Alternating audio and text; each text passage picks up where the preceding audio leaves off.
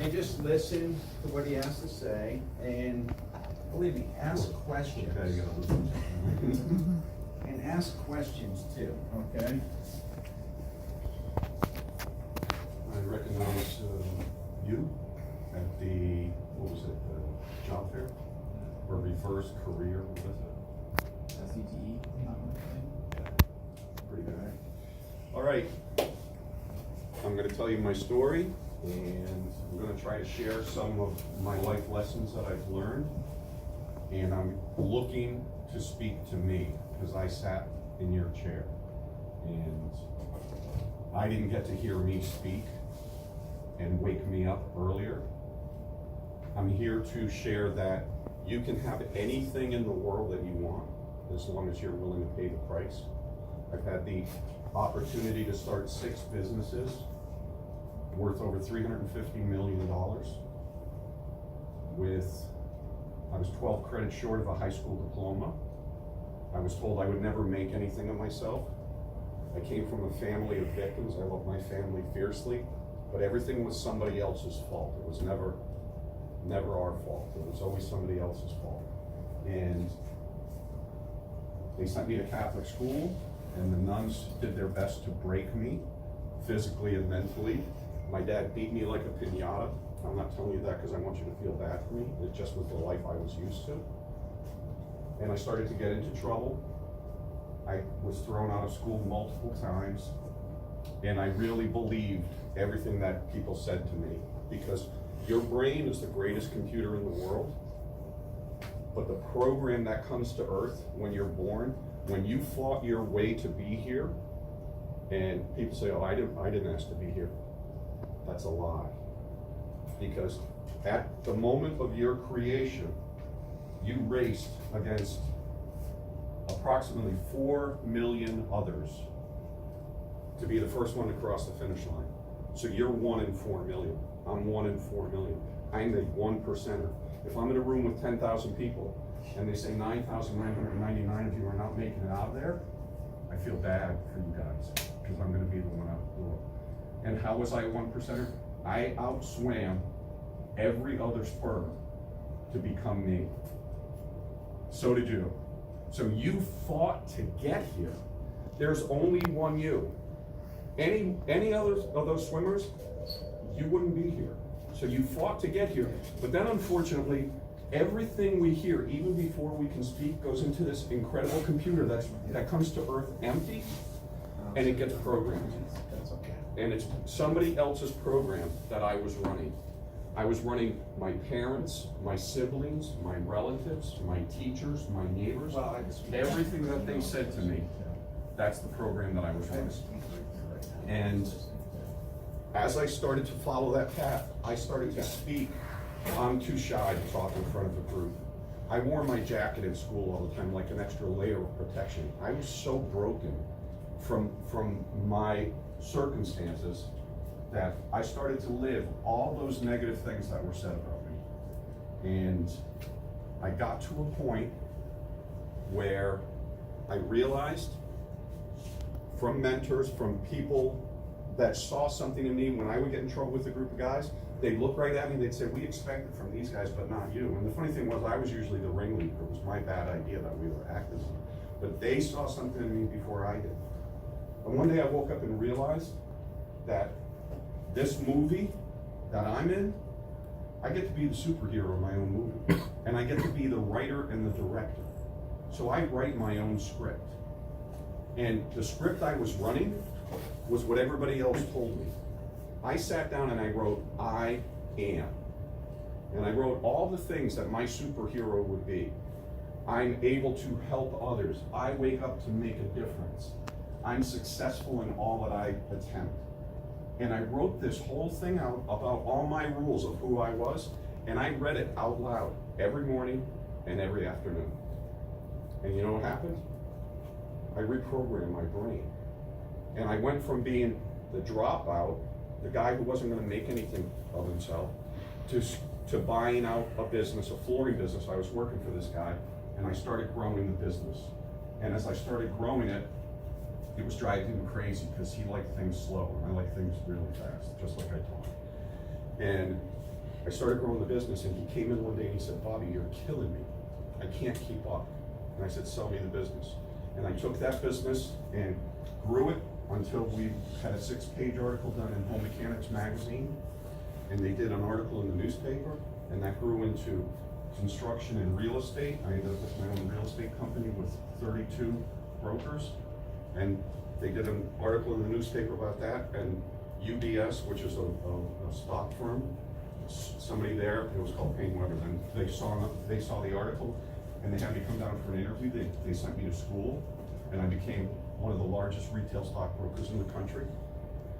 Had a full career there, came down here, and didn't do anything for a little while, and then started with my partner, windows, doors, accordion shutters. I know it's not really exciting, and I'm not telling you all this stuff because I'm pounding my chest. I'm telling you this stuff because you can have anything you want in the world as long as you're willing to work for it. When you write down who you are, when you redo your script, you can be anything. You can, if money's what you want, you can make money. What I've realized over the years, there's a cause and an effect. The cause, you go to work. The effect, you get a paycheck. Most people live their whole life concentrating on the paycheck and not on what causes the paycheck. I wake up not to sell windows and doors, not to build accordion shutters. I wake up to make a difference. I wake up to come and share. I don't get paid for this. I'm with the Treasure Coast Builders Association. I'm in a group that there is such a shortage in the construction industry, and it's wide open. The average age of guys in construction now is 52 years old. There's no young people coming.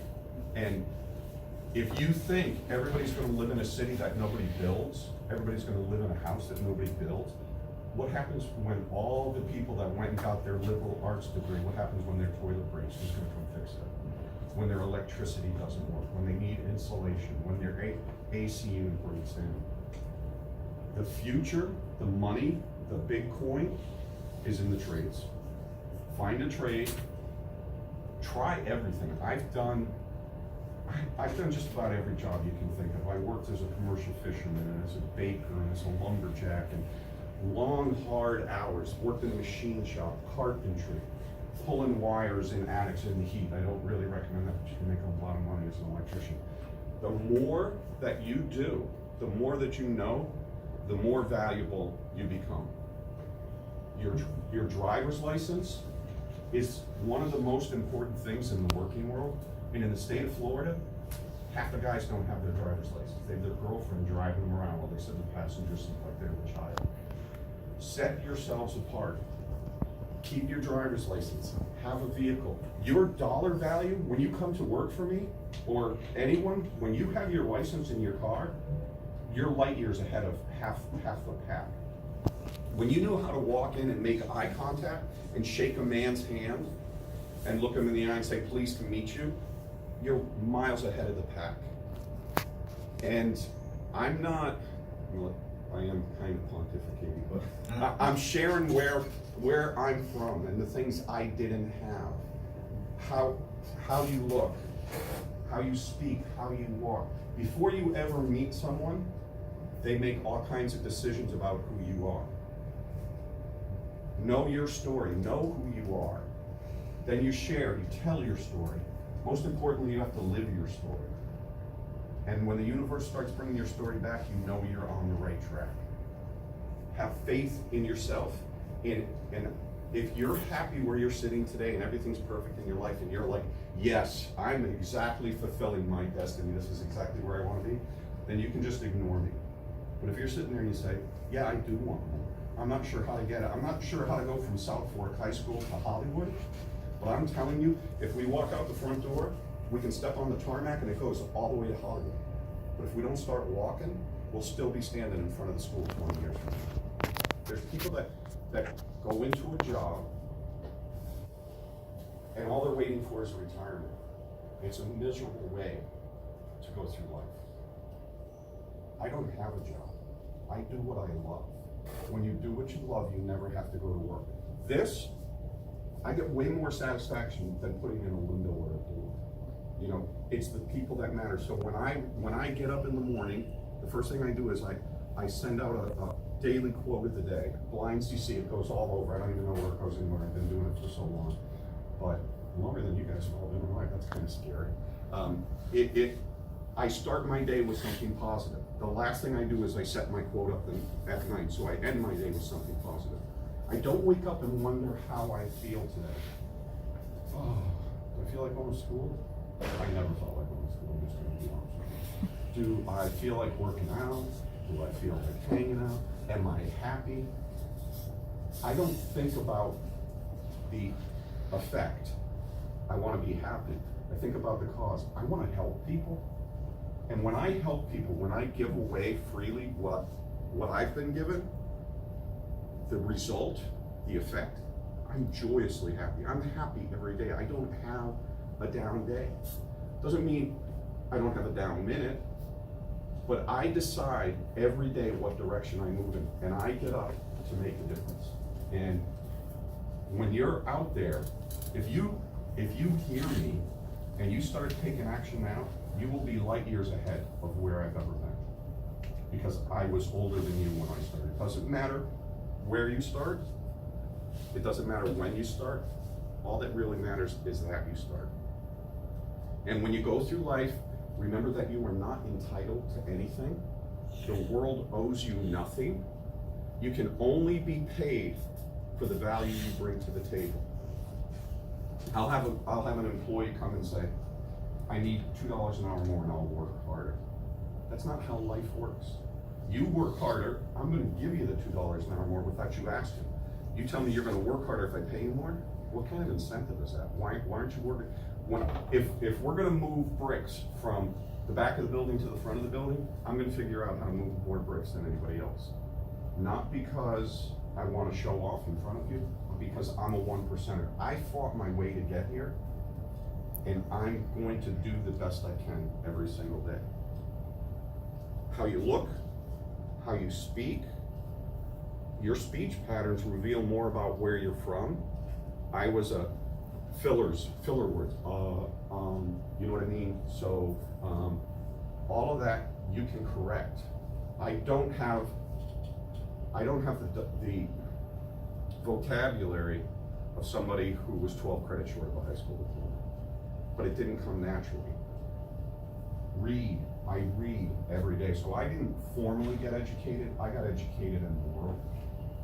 And if you don't know how to read, or you have a learning disability, there's no crime in that. But if you know how to read and you elect not to, that's the biggest crime, because everything, all the struggles, all the things you try to figure out, they're already written down. It's already in books. I always say, Marcus Aurelius was one of the greatest Caesars that ever lived. And I have his memoirs, all the stuff that he thought about and what he was trying to work on.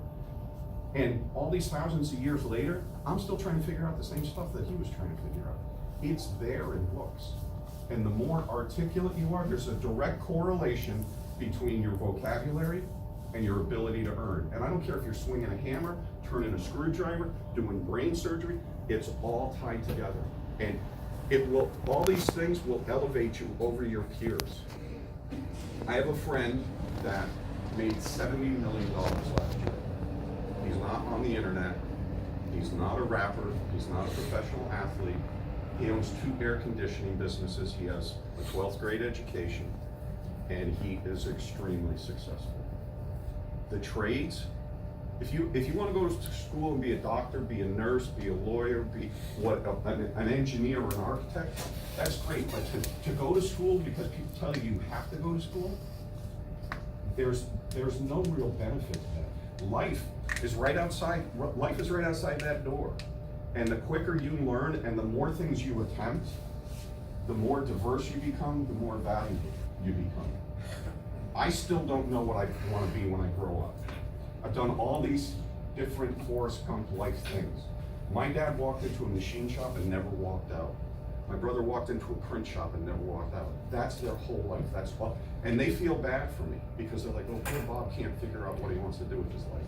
You know what? I do exactly what I want, and that's come out to make a difference. And selfishly, sharing with you, I get more out of it than you get out of it.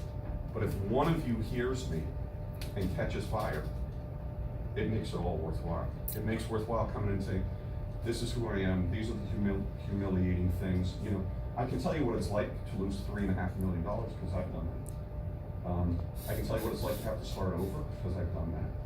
I can tell you what it's like to be the broken kid in school, to be the bully kid, because I've been there. I probably have also been the bully at times in my life. I'm a constant work in progress. I have to always be rewriting my program. If I could stress one thing to you, you'll hear me say it about 50 times till your ears bleed, but you can have anything you want. The difference between having a dream and having a goal, to have a dream, you have to be sleeping. You have had dreams last night while you're sleeping. To have a goal, you write that dream down. The second you put that dream down, it becomes a challenge to your brain. Your brain will figure out how to get it done. Emmitt Smith was one of the greatest running backs in the history of the game. He played for the Dallas Cowboys. He, every year, broke the rushing record, his own rushing record. And when they asked him how he did it, he said, it's very simple. The day after my season ends, I sit down in my office and I write down what my goals are for the following season. And then I just look at it. I don't worry about it, I just read it every day. And what his brain would do was figure out a way for his body to accomplish that year after year after year. Starting this business, coming down here and starting the business, I was a fast-talking Yankee. I hadn't been in construction in a long time. I wrote where I was going. I have a fleet of trucks. We have all kinds of employees. We could grow this thing all the way to Maine if we choose to. We continue to expand. We did north of $10 million last year. And I'm not saying that because I'm pounding my chest. I'm saying you can have anything you want. And I'm here to talk to me because I was that kid who was I was lost. And it's even more wide open for you because unfortunately, we've let you down as society and we've handed you a phone and said, raise yourself. I'm not going to teach you how to be a man. I'm not going to teach you how to lead from the front. I'm the first in the fight. If there's going to be a fight, I'll be the first guy out the door. You're not, yes, some of you are getting that, but I'm saying as a generation, what I see, and I have an opportunity to go a lot of places, you're not getting the basic fundamentals. And the way that society leads, or for me to come in and say, you have to go to college. You don't have to go to college. Your parents might be mad at me. But going to school without a purpose and coming out with $100,000 worth of debt and serving coffee at Dunkin' Donuts or working at Cumberland Farms doesn't make any sense. My partner Mike, the younger, stronger, better looking version of me, he didn't go to college. When he was a senior in high school, he started his own company. By the time I met him 9 years later, he was already extremely successful. And he just laughs about, he said, yeah, well, all my friends were going to college and getting stoned and getting drunk and having parties and incurring debt. I was doing jobs and buying property. If you want to be rich, you can be as rich as you want. If that's your goal, pick a trade, learn as many as you can, go with a positive attitude, make eye contact, think about the way you look, think about how you carry yourself when you walk into a room. I hear a lot of times, wherever I'm walking, you just walk like you own the place, you walk like you have purpose, because I do. That's who I am. That's part of my program that I wrote. I make a difference every day. I am successful at whatever I try. It doesn't come by accident, it comes by effort. And it doesn't matter what your family's like, it doesn't matter what your family told you, it doesn't matter what your teachers told you, what your peers told you, what the police told you. It matters what you tell yourself. You are the superstar of the movie called Your Life. And you get to be the screenwriter. You get to write the whole story. And a lot of people, I was going through life writing someone else's script. Everything that I had heard, that's what I was living. You can rewrite it at any time. And it takes daily effort. Success is never attained. It's rented, and it must be paid for every single day. You have to get up. Well, the sad truth about life is you don't have to do anything. You can just slug through and never realize the gift that you were, the gifts that you have inside. Every single one of you has a gift, and when you can discover what your gift is, you can go as far as you want. And it's worked for me, and I share it with you because you have a lot of society has missed the real points of life. Everybody wants to come to work and make $120,000 a year. That's not how it starts. Every job you go into, you start at the bottom. But if you start at the bottom, knowing that you're the best person, that's what's reflected. And you can't help but move up the food chain. We have a kid who came to us with no license, no vehicle, no future, didn't know how he was going to pay his rent. He's now one of my lead guys. And guess what? He's had a whole bunch of raises because he came in, I saw something in him, I share my life story, too much probably, and he caught fire. And now he just ran a meeting with 6 old executives from one of our biggest manufacturers, brought them all into the conference room, had his whole file, his whole folder, ran the entire meeting. I couldn't have been any prouder. It was just, that's what gets me up. That's the difference. And if you hear it and you feel it, that's great. If you're in your perfect space and everything is perfect in your life, that's great. I'm happy for you. That's not the way I grew up. The one thing that I try to always share is there's a saying, if you always do what you've always done, you'll always get what you've always got. So if I always do what I've always done, 1 + 1, I'll always get what I always got. What's 1 + 1? Very good. You get an A for today. The problem is, I didn't want to be at 2, but I kept doing the same equation. I kept doing the exact same things day after day, and I kept arriving at the same place. In the principal's office, in handcuffs, in a fist fight, losing a job, not where I wanted to be. When I realized I wanted to be at 4, not at 2, the definition of insanity is doing the exact same thing and expecting a different result. If we do this 1,000,000 times, it'll still be 2 on 1,000,000. Once I realized all I had to do was change the equation, rewrite my program, suddenly I wasn't stuck at 2 anymore. If you always do what you've always done, you'll always get what you've always got. 86% of prisoners that are released from prison are back in prison within 365 days. Because they go right back to what they know, the cave that they grew up in, what they witnessed their parents do, their neighbors, their siblings.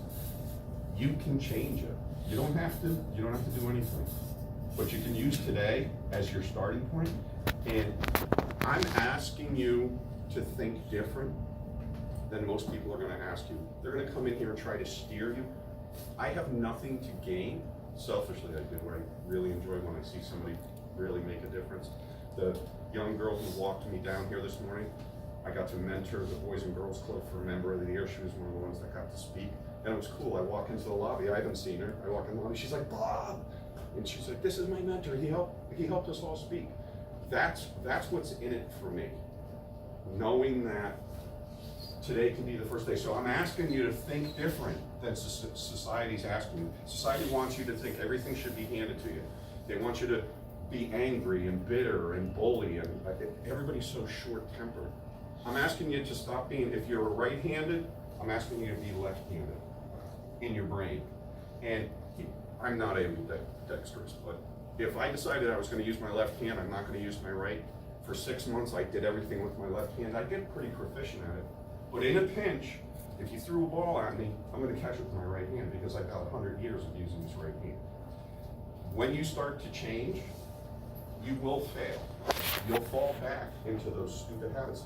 But if you write your program and read your program, you'll remember where you're going. And when you know where you're going to get there. If you don't know where you're going, any road's going to take you. And you're going to end up where somebody else programmed you to be. Awesome. Awesome. Can you talk a little bit about maybe speaking more than one language? Sure. How important that is? Again, the more skills you have, the more jobs you've done, the more you've read and learned, the more valuable you are. And especially now, our culture is very diverse. If you can speak Spanish and English, you can run several crews. I went on a cruise, and it was to the Mediterranean. And the first night I sat down at a blackjack table with a whole bunch of people from all over Mexico and Italy and Greece. And I realized, as Americans, how culturally stupid we are. I was the only guy at that table who could only speak one language. They could all speak at least 3 languages. And they were able to converse. They could find a language that they were both proficient at so that they could have conversation. And I was the big dumb American who sat there and they all had to speak English when they spoke to me. The more that you learn, the more valuable you become. Driver's license, having a car, your dollar value goes up immediately. Everybody has a highlight reel in their life for things they don't want anybody to see. Don't let your driver's license be on the highlight reel. Pick your shots. Don't pick up your phone and text. Don't get stoned and drive. Don't get drunk and drive. There's a million things you can do. That driver's license, that's your ticket to freedom. I have so many kids that want to come to work for us that have no driver's license and no car. They're no value to me. Or I have to hire an Uber to get them back and forth. So honestly, protect it. It's your pathway to freedom. It really is. Awesome. Are there any questions? Anything you guys want to ask?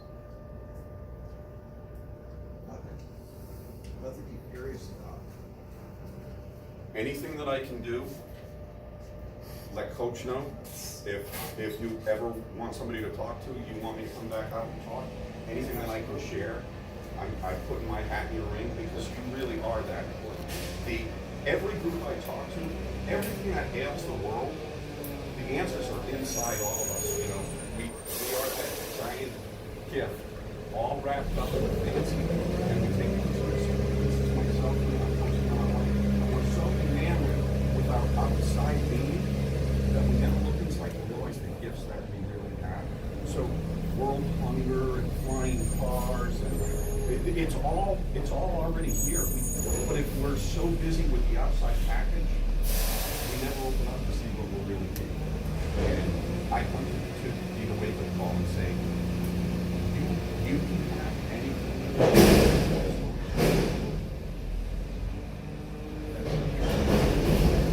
We're at the age right now where you can choose. Or the bad news is life is going to choose something for you to do. And once you go down that road, that's where you're talking about you wake up miserable every single day going to work, and you're working for a paycheck. And that's it. Okay, and that's life choosing something for you. And you're at an age right now, 16, 17, 18, 19 years old, where you can choose anything you want to do. How many are going to go into the trades right after high school? Just raise your hand if that's your plan. That's a great plan. How many are going to college right after high school? And there's nothing wrong with that either. Okay, there's nothing wrong with that. But going into the trades, I think right now the average age is 52, correct, Bob? 52 years old. 52. We need guys, and it's supply and demand. It's that simple, right? There's not enough guys that are going to pay you more, and like you said, the more you know, the more valuable you are. You speak more than one language. That's huge nowadays. Huge nowadays. Okay. And I just want to thank you for coming out here. It's real. This is one of the things that when I first met him, I really liked him because he's been through that. Okay, unlike you get people that come tell you what life is like, and they've never really even been out there. Yeah, gone to 4 years of high school, went to 4 years of college, and then started teaching at 22 years old. Okay, this is it right here. This is real as it gets. Okay. Again, thank you for coming. Thank you for your attention. I appreciate it. Honestly, truly, let Coach know anything I can do to help anyone. That's what I get up for. That's making a difference is what I do. So, Great. thank you all, I appreciate it. Thank you so much.